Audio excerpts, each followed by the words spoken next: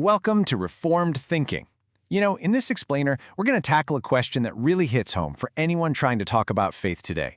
How in the world do you talk about what's true when the very idea of truth seems, well, up for grabs? Let's dive right in. Okay, so this really gets to the heart of the matter. See, Christianity comes forward with these huge claims about objective truth, things revealed by God Himself. But at the same time, we're living in a culture that's just incredibly skeptical of anyone claiming to have the truth, right? And this isn't some ivory tower philosophical thing. It has real-world consequences for how we talk about our faith and how we even live it out day to day. All right, here's our game plan. We'll start with truth in a shifting world. Then we'll look at the modern quest for certainty, followed by the postmodern rejection of truth. After that, we'll ask, what is Christian doctrine? And wrap up with thinking beyond our perspective. So Section 1, truth in a shifting world. And this is really the central problem for Christian belief today. For so many people, the real question isn't, hey, is Christianity true? It's more like, wait, can anything be true for everybody? That's the air we're breathing, the water we're swimming in, so to speak.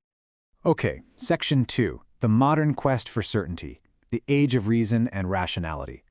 To really get a handle on where we are now, we've got to go back and see how we got here. And that story really kicks off with modernism, this period that was just bursting with confidence that human reason could solve everything and lock down certain objective truth. And look, this wasn't just some fad. We're talking about a dominant way of thinking that lasted for more than 200 years. Modernism was the framework for everything. It shaped the universities, it's what drove all that scientific discovery, and it totally defined how Western culture thought about, well, everything, including faith.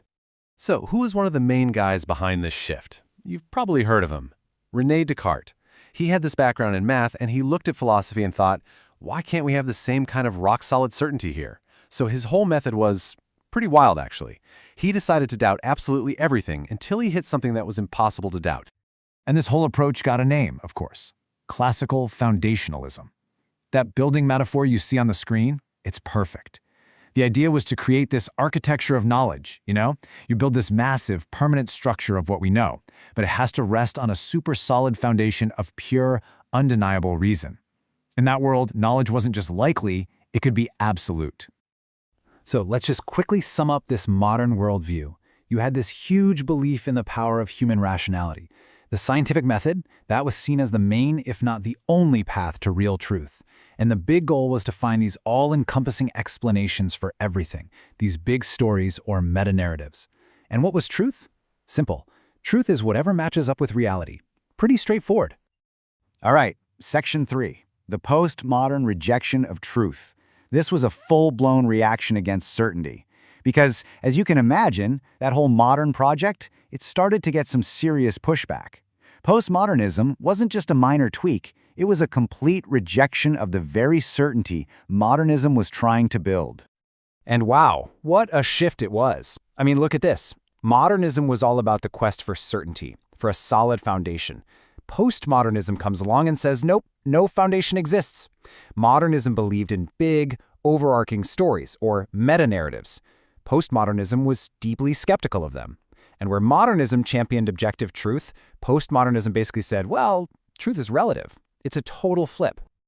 This quote from Jean-Francois Lyotard really nails it. Incredulity toward metanarratives. That's a fancy way of saying postmodernism is just really suspicious of any single story that claims to explain everything. And you can see right away why this is such a direct challenge to something like Christianity, right? Because Christianity is a metanarrative. It presents the story of God and His work in Christ as the true story of everything.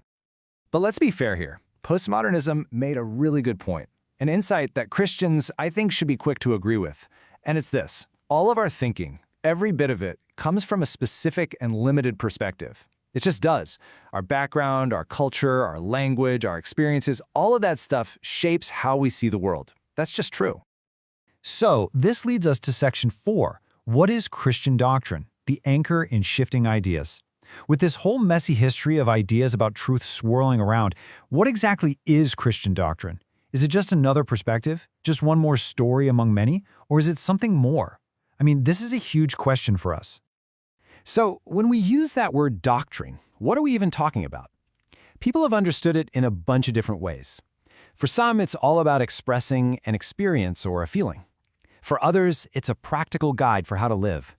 Some see it as the linguistic rules for a community, kind of like grammar for faith.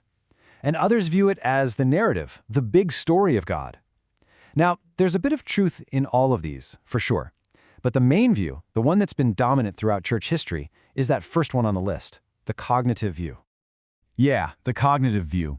For pretty much all of Christian history, this has been the main way of looking at it. This view says that doctrines aren't just feelings or rules for a group. They are actual statements about reality. They make truth claims. They're telling us what God is really like, what He actually does, and how He relates to the world He made. And this is so important to get. The cognitive view says that doctrine describes reality. It gives us an anchor and objective truth to hold on to. Now, don't get me wrong, doctrine absolutely guides how we live and shapes our experience, but those things are built on the truth claims. Our actions flow from what we believe is actually true about the world. Which brings us to our last section, number 5, thinking beyond our perspective, a method for pursuing truth. So here's the big question, right? How can we hold on to this cognitive view of doctrine, that it's about objective truth, while also admitting that, yeah, our own perspective is limited? Well, there is a way forward. It's an idea called postperspectivism, and what it does is it tries to find a path right between the two extremes we've talked about. It avoids the arrogance of modernism, but it also avoids the anything-goes relativism of postmodernism. It starts by saying, you know what, postmodernism? You're right. Our knowledge is limited by our perspective. But, and this is the key, it doesn't just leave it there. It says, okay, knowing that, let's get to work and try to reduce our bias and get as close to objectivity as we can. And this isn't just some abstract theory. There are actual practical steps you can take. First, write out your intellectual autobiography. Seriously, figure out why you think the way you do. Where did your ideas come from? Second, go talk to people who see things differently. Intentionally interact with other perspectives to see your own blind spots. Third, critique your own position. Play devil's advocate with yourself and try to find the weak points in your own arguments. And finally, through it all, just maintain a real sense of humility. Remember that you can be wrong and that we're all works in progress when it comes to understanding truth. Okay, so let's wrap this all up. Here are the key takeaways. Modernism was on a quest for absolute certainty through pure reason. Postmodernism came along and threw a wrench in that, saying all knowledge is conditioned by our perspective. In the face of all this, we're holding to the classic cognitive view. Christian doctrine is about objective truth, and we pursue that truth using postperspectivism, which is basically a commitment to pursuing truth with a whole lot of humility. So we want to leave you with this question to chew on. Knowing that your perspective is limited, just like mine, just like everyone's, what is one practical thing you can do, maybe even this week, to more faithfully chase after the truth that God has revealed? Thanks for listening to this explainer from Reformed Thinking.